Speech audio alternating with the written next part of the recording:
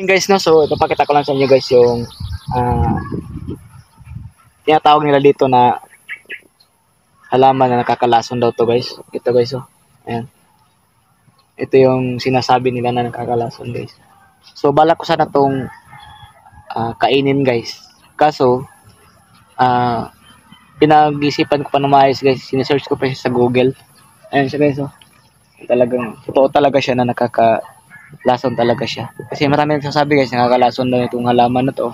So try natin sanang kainin, kaso yun nga, gaya ng sinabi ko, sinearch pa natin siya sa Google, no?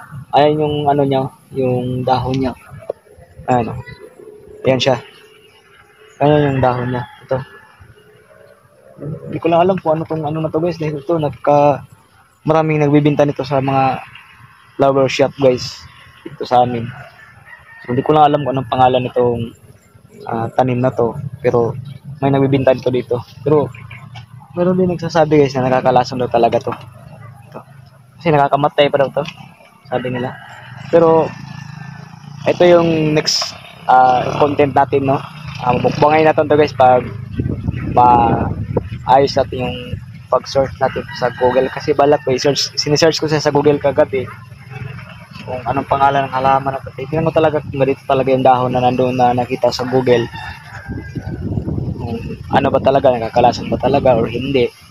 Kasi alam mo naman guys, hindi naman sa lahat ng oras na lahat ng challenge ay tatanggapin natin, no? So nag-aalala din naman tayo sa ating kalusugan. Siyempre ay pamilya tayo, buti kung wala tayong pamilya, tulad ni Bitapang dati, di ba? Pero si Bitapang walang pamilya dati. So shout out ka pala sa iyo Bitapang, ikaw yung iniidolo ko dito.